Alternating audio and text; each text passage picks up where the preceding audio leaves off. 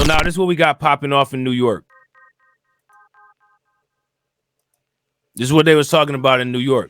And you know the New York Post is big mad about it. They're mad. New York Health Department joins virtue signaling and calls for reparations. Everybody's virtue signaling. They're using identity politics. Now when white people identify as white nationalists, Tommy Tuberville says, hey, I see these people as good Americans. Peep game. You know what I'm saying? Peep game. So don't ever stop saying something simply because somebody told you to. If somebody telling you to stop, say it louder and say it more times. And you don't answer to anybody anyway. You know what I mean? New York City Health Department joins the virtue signaling and calls for reparations. So now my question is, let's just start off with this. What is the health department going to do as far as reparations? Like what kind of reparations do they plan on paying?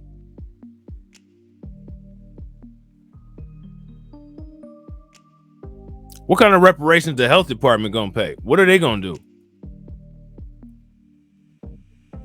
New York's reparations train continues to gain steam. Now the city Department of Health is getting in on the act.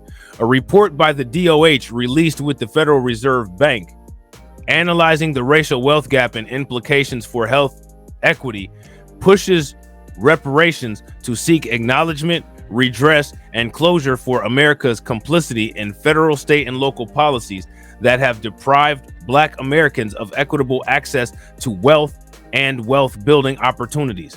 It claims a reparations program, such as a federally paid cash to Black descendants of enslaved people, would eliminate the Black-white wealth gap. Now, here's my thing. I think that we are owed reparations, but I don't think that it's going to eliminate the Black-white wealth gap. Initially, honestly, if you ask me, initially, it'll make the racial wealth gap bigger. Initially. Now, here's my question. Is anybody surprised that I said that? When people get mad, oh, you talking crazy, you off code. No, I'm not off code. I'm doing math.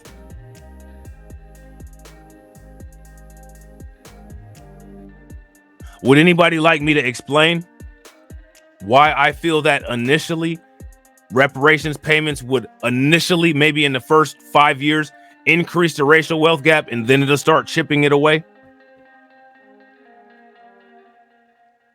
Anybody want to know my logic behind my assumption of that?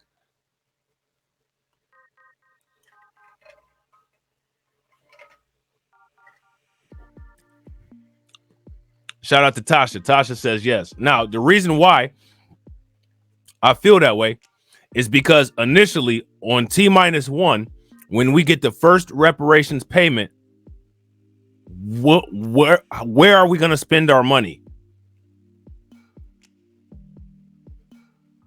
How are we going to spend our money to develop our own business? Unless we already have value chains, businesses, and enterprises set up initially, right? Unless we make significant movement to create our own value chains so that when the reparations payments hit, we got value chains from beginning to end supply to start our own businesses. Where are we going to spend the money at? With them folks, right? Because they're the only ones that have businesses, or other folks. You know what I'm saying? You might, you know what I'm saying, might buy an Asian car, you might buy a Nissan. You know what I'm saying? So once that influx of money comes in, people are going to be spending money to try to start businesses, which means that there's going to be an influx of money into those businesses, which means that those businesses revenues are going to skyrocket from all of the Black business consumers that have just been created by the reparations payments. So initially, the racial wealth gap will get bigger. But then as Black people use that money to develop the value chains and start doing business amongst themselves, I would hope that it starts to go in reverse and shrink. You know what I'm saying? And again, that's just an opinion, but I don't see how the numbers could work any other way. Unless by the time we get a reparations payment, we already have solid existing value chains where everything we need from manufacturer to consumer, we already have that supply chain in place, which I don't know if that'll be a thing or not, because nobody's even talking about that kind of stuff. You know what I'm saying? So initially, you know what I'm saying, instead of and it is fact.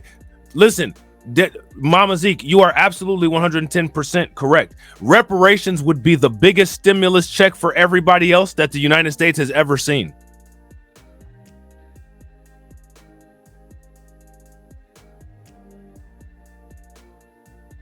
You know what I'm saying?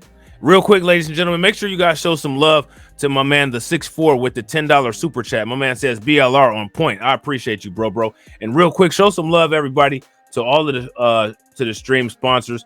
You know what I'm saying? Like I said, we got AB Promotion in the building. We got Val Williams in the house. We got Carla Lockhart. We got Moxie Approved. And shout out to my man, the 6'4". Definitely appreciate y'all.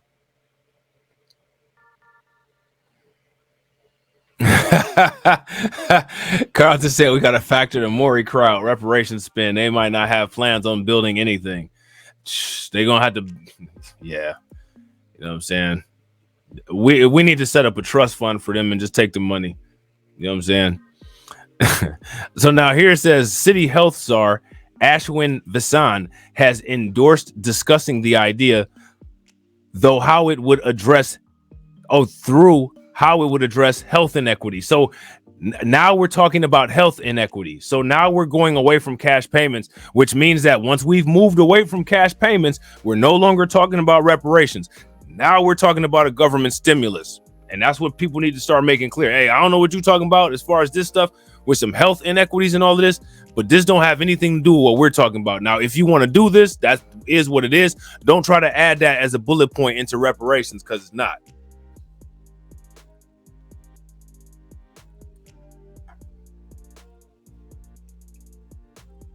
You know what I'm saying? So now here it says the city council also introduced a bill like the one that passed in state legislature, creating a commission to look into payments. Yet it's obvious that the DOH Fed plan is a little more than virtue signaling. It calls, after all, for the federal government to provide the funding. Team Biden won't even cough up the money for the migrant crisis in New York of its own making. And that's a fact. Right now, this is interesting, right? Because this is an opinion piece on the New York from the New York Times.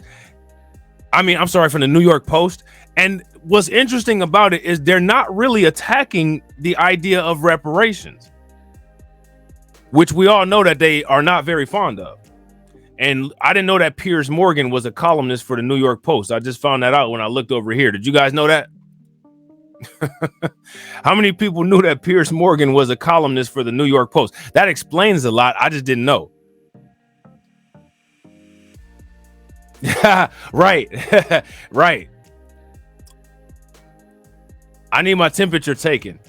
You know what I'm saying? I need my blood pressure done. I feel like my throat's closing. Why? Because I'm allergic to being broke. You know what I'm saying? I got an allergy. Somebody give me some Benadryl quick, or some money. One of the two, Benadryl or money. Benadryl don't usually work very well for me. I need money instead.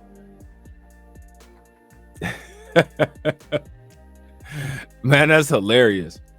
Real quick, ladies and gentlemen, if you guys could all take a moment and please smash the like button. We got 74 likes and we got 66 people watching. Also, if you're not subscribed to the channel, make sure that you guys hit the bell icon and please share the stream to your social media. So now here it says, which means this call won't do much except like the one in California, stoke racial division. Well, that means that we should just shut up about it. We just shut up about it. Don't worry about it. Keep getting bit up by dogs for having a missing mud flap.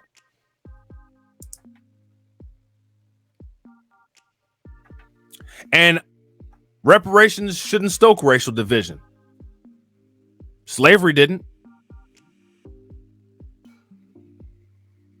So why does reparations? Slavery involuntarily brought people together. Reparations should bring people together.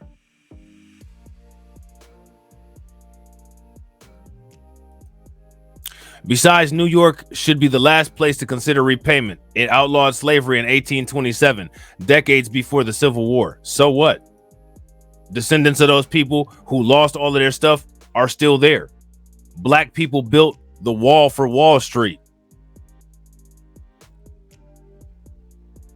and didn't get paid. How many citizens today responsible for sins committed nearly 200 years ago? All of them. Every single one of them.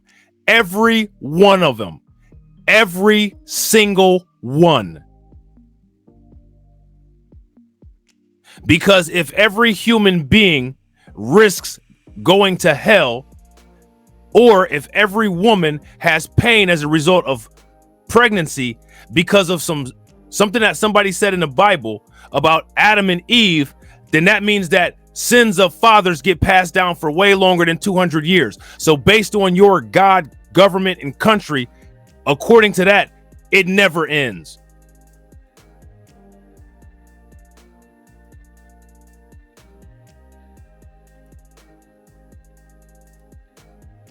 Let me ask you guys a question.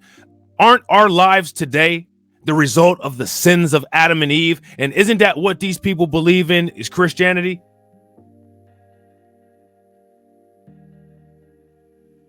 Well, you know what they say? You gotta kill or be killed. I'm a hustler. K-I-L-L. Kill. Motherfucker bust at me. You better believe I'm busting back. You know what I'm saying? Try that in my hood. You know what I'm saying?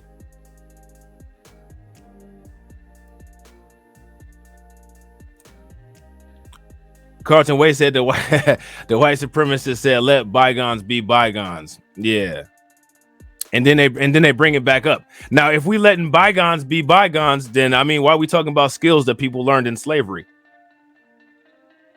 And apparently, slavery affected people today. If we're benefiting from those skills that we allegedly learned, right?